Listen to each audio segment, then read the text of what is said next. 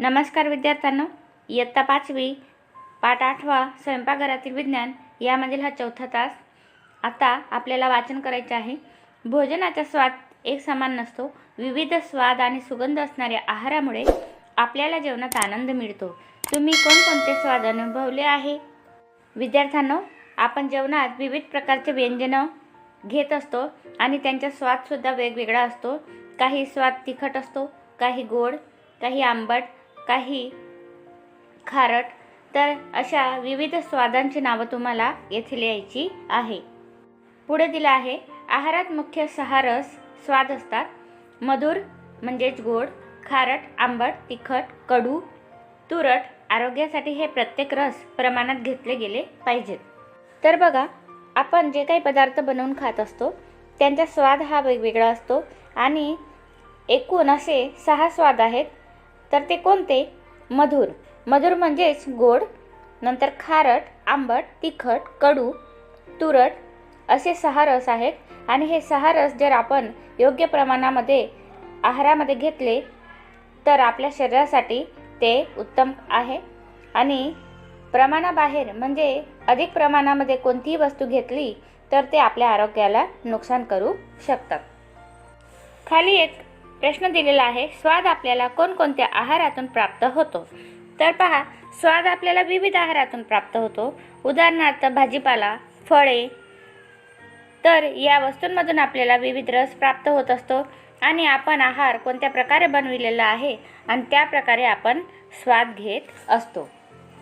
पुढे पहा, एक कोष्टक दिलेलं आहे आणि आपल्याला त्या कोष्टकाला पूर्ण करायचे आहे.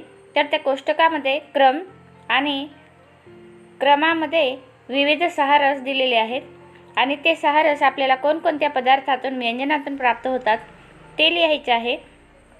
आणि ज्या व्यंजनातून आपल्याला तो रस प्राप्त होतो तो आहार आपण कशा प्रकारे बनवितो ते त्या कोष्टकामध्ये बरोबरची निशाणी करून टिक करायची आहे. उदाहरण म्हणून दिलेलं आहे, पहिला गोड रस. तर गोड रस हा आपल्याला ऊस, गूळ, खडीसाखर आणि साखर अशा पदार्थातून प्राप्त होतो.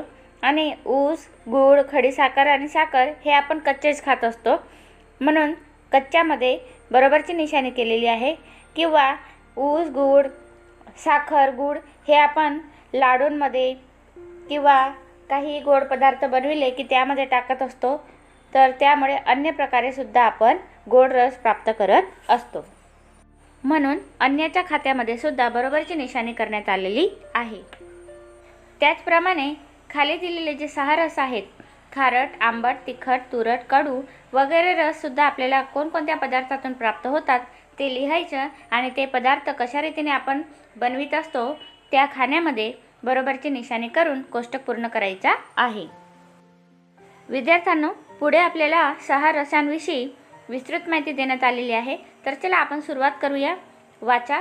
स्वयंपाकघरात आहार तयार करण्यासाठी विविध मसाल्यांचा उपयोग होतो. या मसाल्यात मीठ, मिरची, हळद, जिरे, मेथी, राई, गूळ, चिंच वगैरे पदार्थ असतात. अशी सामग्री आपल्या आरोग्यासाठी फारच उपयोगी आहे. स्वयंपाकघरातील पुष्कळ पदार्थ असे आहेत की ज्यांच्याबरोबर वैज्ञानिक दृष्टिकोन जुळलेला आहे. ही माहिती आपल्याला फारच उपयोगी आहे. तर पहा विद्यार्थ्यांनो, आपल्या स्वयंपाकघरामध्ये आपण विविध मसाल्यांचे पदार्थ पाहिलेले आहेत. जसं जिरे, मोहरी, हळद, मेथी, राई, गूळ, चिंच वगैरे. आणि त्याचा उपयोग आपण स्वयंपाकामध्ये फोडणी देण्यासाठी सुद्धा करत असतो. परंतु ते वैज्ञानिक दृष्टीने आपल्या आरोग्यासाठी कशा रीतीने उपयोगी होतात त्याची विस्तृत माहिती आपल्याला येथे देण्यात आलेली आहे. तर चला मग आपण सुरुवात करून घेऊया.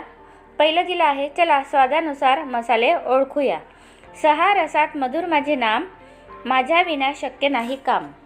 विद्यार्थ्यांनो, मी आधीच सांगितलं की गोड रसाचे दुसरे नाव मधुर आहे. तर 6 रसामध्ये मधुर माझे नाम. तर 6 रसांमधील एक रस म्हणजे गोड रस म्हणजेच मधुर रस. माझ्या विना शक्य नाही काम आणि माझ्याशिवाय कोणतेही काम शक्य नाही. विद्यार्थ्यांनो, आपल्या आहारात आपल्याला विविध रसांसोबत गोड रस खायला सुद्धा आवडतो आणि गोड रस हे आपल्याला विविध पदार्थापासून प्राप्त होत असतो. तर कोणकोणत्या पदार्थांपासून आपल्याला गोड रस प्राप्त होतो? तर आहे गूळ, साखर, ऊस आणि नैसर्गिकरित्या जी पिकलेली फळे असतात ती आपल्याला गोड लागतात. आणि मधुर रसामुळे काम करण्याची शक्ती प्राप्त होते. तर पहा, मधुर रस हा ऊर्जा देणारा रस आहे, शक्ती देणारा रस आहे. काही वेळेला एखाद्या व्यक्तीला चक्कर येतात तेव्हा आपण त्याच्या तोंडामध्ये थोडी साखर ठेवतो, ज्याच्यामुळे त्याला पुन्हा ऊर्जा प्राप्त होते. तर अशामुळे येथे लिहिलेलं आहे की 6 रसात मधुर माझे नाम, माझ्या विना शक्य नाही काम. पुढे दिलं आहे, चवीने मी खारट आहे, नाव माझे मीठ, स्वादाचा राजा हे नाव राखतो नीट. तर पहा, मीठ हा चवीने खारट असतं आणि स्वादाचा राजा त्याला म्हटलेला आहे, कारण की असे पुष्कळसे व्यंजन आहेत की ज्याच्यामध्ये मिठाशिवाय आपल्याला चालत नाही. एखादं व्यंजन बनविताना आपण त्यामध्ये पुष्कळ प्रमाणात तेल, तिखट, हळद वगैरेचा वापर केला, परंतु त्यामध्ये जर मीठच टाकले नाही तर आपल्याला स्वाद लागणार नाही. म्हणून मिठाला स्वादाचा राजा म्हणण्यात आलेलं आहे.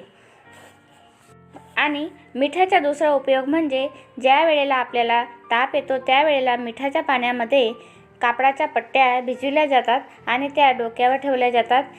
मीठ हे आपल्या शरीरातील उष्णता शोषून घेण्याचे काम करत असतो, म्हणून आपण मिठाच्या पट्ट्या ठेवत असतो आणि त्यामुळे आपला तापही कमी होत असतो. आता पहा, नाव ऐकताच माझे मुखात येते पाणी, गोड आंबट माझी चव, सरबताने खुशी आणी. तर असे कोणता रस आहे की ज्याचे नाव ऐकताच आपल्या तोंडात पाणी येतं? तर असा रस आहे आंबट रस. पहा, आपण चिंचेचं नाव किंवा लिंबूचे नाव जरी काढलं तरी आपल्या तोंडामध्ये पाणी येत असतं. आणि जेव्हा आपण सरबत बनवितो त्यावेळेला लिंबू जर नाही टाकला तर सरबत हे स्वादिष्ट लागत नाही. आणि आंबट रस आपल्याला कोणकोणत्या पदार्थांमधून प्राप्त होतो? तर लिंबू, टमाटे, चिंच, आमसूल, आवळे, कच्ची कैरी वगैरेमधून आंबट रस प्राप्त होतो. आंबट रसामुळे पाचनक्रिया चांगली होते. जेवल्यानंतर तुम्ही सुद्धा ताक पिले असणार. खाल्लेले पचण्यासाठी ताक उपयोगी आहे. तर आंबट रसाचा उपयोग काय आहे? आंबट रस हा आपली पाचनक्रिया चांगली करत असतो आणि पुष्कळ ठिकाणी आपण पाहतो की जेवल्यानंतर पुष्कळ जणांना ताक पिण्याची सवय असते, कारण की ताक हे जेवण पचवण्यामध्ये खूप उपयोगी असतं. काही लोकांना जेवणानंतर लिंबू टाकून पाणी प्यायची सवय असते, ते सुद्धा पाचनक्रियेसाठी उत्तम आहे. पुढचा रस पाहूया. हिरवी आणि लाल मिरची माझे नाव, सर्वांच्या जिभेला तिखट करते हेच माझे काम. तर पहा, आहारामध्ये रोजच ज्या रसाचा वापर होतो तो आहे तिखट रस. तर मिरची जी आहे त्याच्यामधून आपल्याला तिखट रस प्राप्त होत असतो. मिरची ही हिरव्या रंगाची सुद्धा असते, लाल रंगाची सुद्धा असते. मिरची, मोहरी, मिरे, आले, ओवा, लसण, दालचिनी, लवंग, लेंडी पिपर वगैरेमधून तिखट स्वाद मिळत असतो. तिखट मसाले हानिकारक जीवाणूंचा नाश करतात, पाचक रस उत्पन्न करतात, परंतु तिखट मसाले जास्त प्रमाणात असतील तर नुकसान करतात. तर विद्यार्थ्यांनो, तिखट रसाचा उपयोग काय आहे? तर तिखट रस हे आपल्या शरीरामध्ये असलेल्या हानिकारक जीवाणूंचा नाश करत असतात आणि पाचनक्रिया उत्तम करतात, कारण की तो पाचक रस उत्पन्न करतात. परंतु तिखट रस जर आपण प्रमाणाच्या बाहेर किंवा जास्त प्रमाणामध्ये खाल्ले तर आपल्याला पोटाचे विविध रोग होऊ शकतात, जसे ॲसिडिटी होणे, आतड्यांवर चांदी पडणे वगैरे होऊ शकतात. पुढचा रस दिला आहे. तुरट तुरटनं आवडेल असा स्वाद माझा, कफ चिकटपणा दूर करण्यात पहिला नंबर माझा. तर पहा विद्यार्थ्यांनो, आपल्याला सर्व रस आवडतात, परंतु तुरट रस आपल्याला आवडत नाही. परंतु तरीसुद्धा हळद जी तुरट रसाचे उदाहरण आहे ती आपण रोजच्या आहारामध्ये घेत असतो, कारण की आपल्या शरीरातील कफ चिकटपणा दूर करण्यात हळद ही खूपच उपयोगी आहे. आणि तुरट रसाचे दुसरे उदाहरण म्हणजे कडधान्य, कैरीची गोटली ज्याला आपण कोय म्हणतो, नंतर सुपारी वगैरेमधून आपल्याला तुरट रस प्राप्त होत असतो. तर तुरट रसाचे उपयोग काय आहे? तर ते आपल्या शरीरातून कफ आणि चिकटपणा दूर करत असतात. मुखवाससाठी आपण कैरीच्या कोयचा उपयोग करत असतो. सुपारी सुद्धा तुरट रसाचे उदाहरण आहे आणि जेवण झाल्यानंतर सुपारीचा उपयोग सुद्धा आपण मुखवास म्हणून करत असतो, कारण की जेवण झाल्यानंतर मुखातील चिकटपणा दूर करण्यामध्ये सुपारी कामात येते. आता विद्यार्थ्यांनो, तुम्हाला न आवडणारा रस म्हणजे कोणता रस? कडू रस. तर चला वाचूया. थू थू करून थुंकून काढता, आजारपणात मला घेता, कडव्या स्वादात गुण पुष्कळ, निरोगी राहण्यासाठी त्याला ओळखा. तर पहा, आपल्याला कडू रस आवडत नाही, परंतु कडू रसामध्ये उत्तम औषधीय गुण असतात. आपल्या शरीराचे उत्तम आरोग्य टिकवण्यासाठी कडू रस खूपच गुणवत्तायुक्त रस आहे. पहा विद्यार्थ्यांनो, जेव्हा तुम्ही डॉक्टरकडे जातात आणि डॉक्टर तुम्हाला ज्या गोळ्या देतात ते कशा असतात? कडू असतात. तर पहा, म्हणजे आपल्या शरीराला बरे करण्यासाठी डॉक्टरसुद्धा कडू रस वापरत असतात.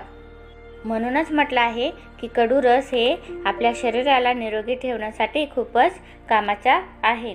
आणि कडू रस कोणकोणत्या पदार्थातून प्राप्त होतो? तर पहा, मेथी, कारले वगैरेमधून कडू रस आपल्याला मिळत असतो. लिंबसुद्धा कडू आहे. कडव्या रसामुळे भूक लागते, त्यात कृमीनाशक गुण असतात. कडू रस शरीराला निरोगी ठेवण्यासाठी जरुरी असतो. तर कडू रस कशा रीतीने आपल्या शरीराला निरोगी ठेवतो? तर त्याच्यामुळे आपल्याला भूक लागते आणि आपल्या शरीरामध्ये जे सूक्ष्म कृमी असतात किंवा जंतू असतात त्याला नाश करण्यामध्ये कडू रस खूपच उत्तम असतो. म्हणून मराठी लोकांचा जो सण आहे गुढीपाडवा, त्या दिवशी लिंबाचे जे पान असतात त्यांना वाटून त्याचा रस करून आपण घेत असतो, कारण की तो मराठी महिन्याचा पहिला दिवस असतो आणि आपण वर्षभर निरोगी राहावं त्यामुळे पहिल्याच दिवशी असा कडू रस घेत असतो. विद्यार्थ्यांनो, आजचा तास आपण येथे पूर्ण करूया. नमस्कार.